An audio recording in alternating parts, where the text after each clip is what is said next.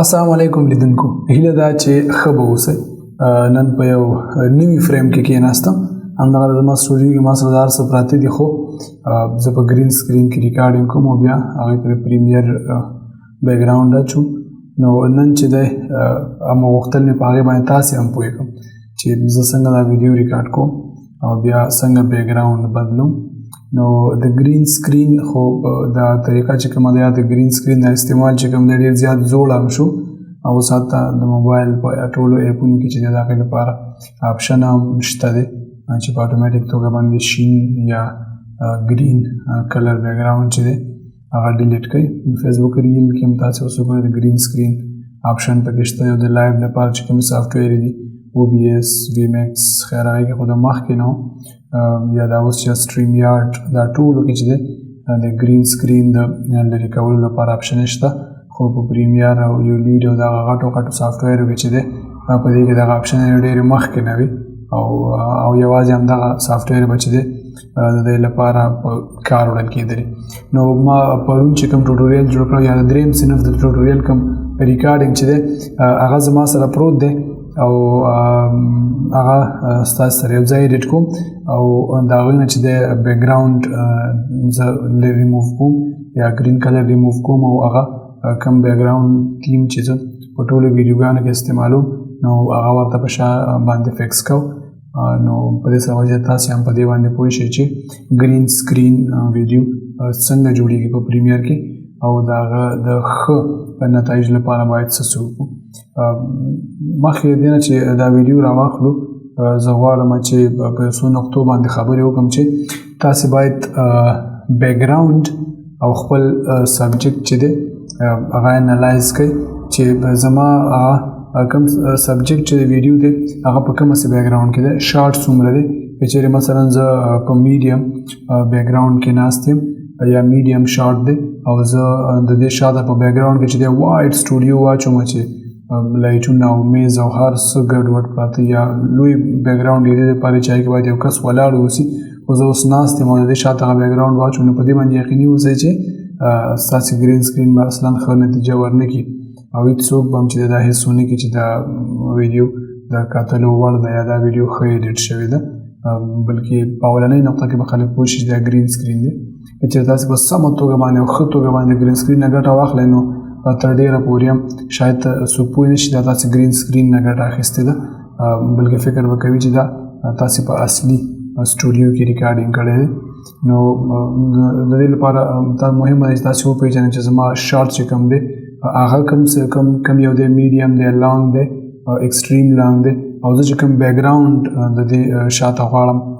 استعمال کوم یا ګټه ترېنه واخلم هغه کوم بیکګراونډ دی، هغه میډیم شارټ دی، هغه لانګ دی یا ایکسټریم لانګ دی. نو کله چې په دغې باندې پوه شئ نو انشاءالله چې د بیکګراونډ ډیلیټ کول خو یو آپشن دی او څو سیټ اپ یې داسې کولی شئ چې بیکګراونډ ډیلیټ کړئ، خو دا د سبجیکټ او بیکګراونډ ترمنځ رشته پېژندل چې دي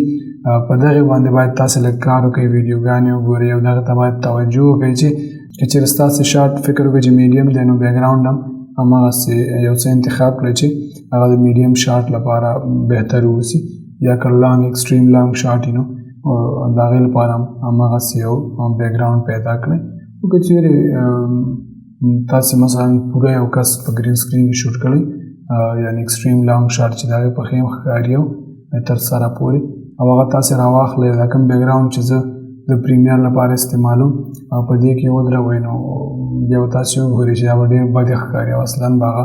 دواړه په خپلو کې سره میچ نه کوي چې دا بیکګراونډ کې باید دا سړی څنګه ولاړ که نه هغه چا خبره ځمکې نه په هوا ښکاري. نو د دې لپاره چې ستاسې سبجیکټ په ځمکه ښکاره شي نو باید تاسې ځمکني حقایق هم ورته برابر کړئ چې شارټ کومه سي هماغسې ورته باید تاسې بیکګراونډ هم برابر کړئ. نو راځئ همدغه د پروني ټوټوریل ویډیو چې ده هماغه راخلم زه او په پریمیر کې اچوم او بیا راځو په همدې باندې رایټ کلیک کوو نیو سیکوینس فرام د کلیپ اخلو. دغه دا ما پروني کلاس درېیم کلاس تاسې وګورئ نو دا د هماغې ویډیو ده، بلکې دا د هغې شارټ دی که نه چې زه تاسو ته تشریح کوم موبایل سکرین ریکارډر سره یو ځای کوم. دلته راځو افیکټس ته او په افیکټس کې چې دی الټرا لیکو نو الټرا کی به راشي، کوم داسې تاسې مینول ویډیو افیکټس کینګ ته لاړ شئ نو تاسې الټرا افیکټ پیدا کوي چې دا نه وروسته راشي دلته افیکټس کنټرول ته دلته دا کی پیدا کوي او کی چې کله راواخلې آی ډراپ ټول نو هغه تاسو راوړئ په بیک ګراوند کې په یو ډارک نقطه باندې کلیک کړئ نو لایټ ځای په خپل باندې ډیلیټ کړئ بیا دلته راځو الفا چینل ته اړه الفا چینل چې کوم دی نو هغه د دې لپاره دی چې تاسو خپل سبجیکټ چې د ویډیو کوم دی تاسو په ویډیو کې چې تاسو هغه اصلي فوکس پوینټ دی هغه تاسو الفا چینل ته واړو یوازې په سپین رنګ کې وګورئ او بیک ګراوند تور وسی نو تاسو سبجیکټ چې باید په دې سیټ اپ کې د هغه مکمل تک سپین شي اوس په دې کې تاسو وګورئ ځینې ځایونو کې چې دا توروالی ښکاري نو دغه چې دی دا زما د لایټینګ فالټ دی چې پوره لایټینګ نه دی شوی او په بیک ګراوند کې چې کوم سپین ځایونه ښکاري دا چې د لایټینګ فالټ دی ځکه چې دا ډارک پاتې شوي او دې ریلیټ کول هم یو سردرد دی نو راځئ اول د دې په الفا چینل کې ایډیټینګ کوو او بیا به وروسته چې دی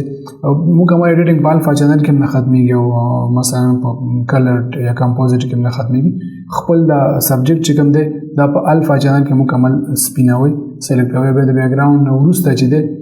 او بیا د هغې نه وروسته چې کله بیک ګراوند تاسو اضافه کو نو بیا چې دی تاسو وګورئ چې په بیک ګراوند باندې کوم ځای کې شیډ پاتې او بیک ګراوند پوره نه ډیلیټ شوی نو هغه بیا سیټ اپ کې دغه ته آپشن دي ټرانسپرنسي د هایلایټ د شیډو د ټالرنس دی پیډسټریل دی بیا میټ کلین هم دی بیا دغه ټولو کې چې دی دغه ټولو اپشنو کې یو په یو باندې کامیز زیاتې راولو نو د هغې نه چې دی تاسو کولی شئ چې بیک ګراوند هم مکمل صفا راولئ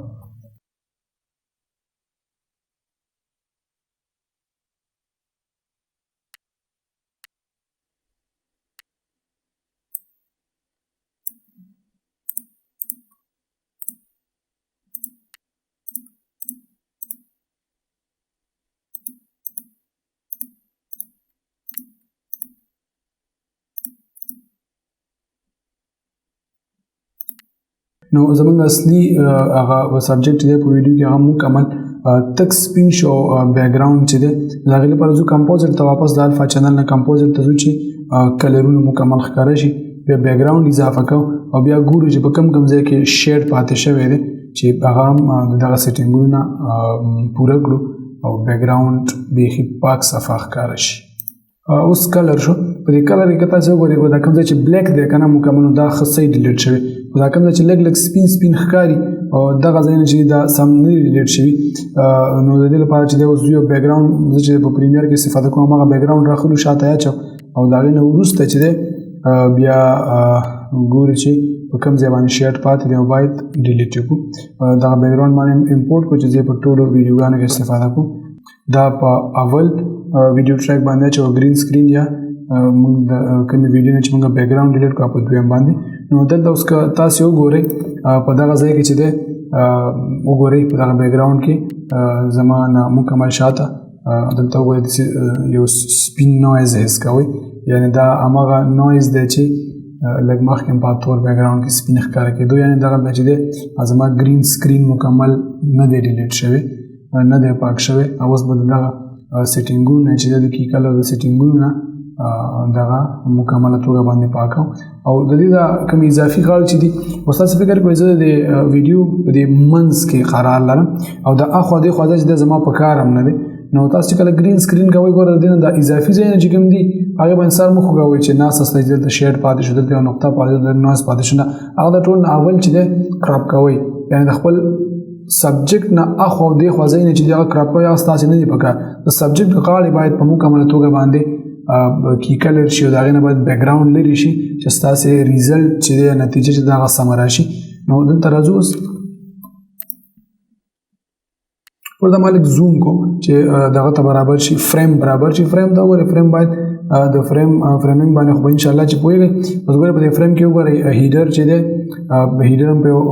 کافي اندازه باندې پاتې شو ډېر زیات نه دی او دواړو طرف د فاصله چې هم ده رایټ او لیفټ سایډ هغه هم په خپلو کې مساوي شوه نو اوس چې دا فریم یو میډیم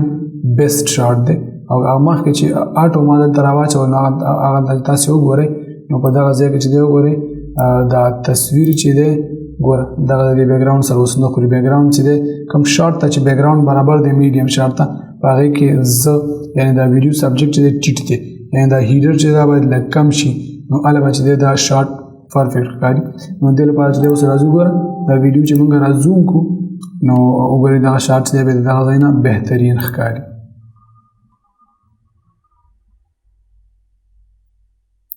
افیکټ سره راځو کراپ راخلو. کراپ هماغه ویډیو باندې چې موږ تاسو پکې ګرین سکرین کړی دی او لاندې راځو کراپ سیټینګ ته په افیکټس کنټرول کې او د لیفټ سایډ نه یو څه اندازه کټ کو او د رائټ سایډ نه دا کم دی نور هم لږ کټ کو. نو تاسو وګورئ چې د غاړې نه چې کوم شیډو ختم شو د رائټ سایډ نه هم کټ کو. نو د دواړو سایډونو د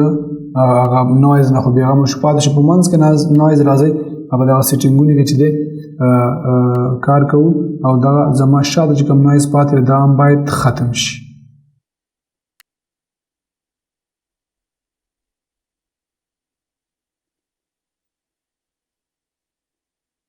مکمل کام شو.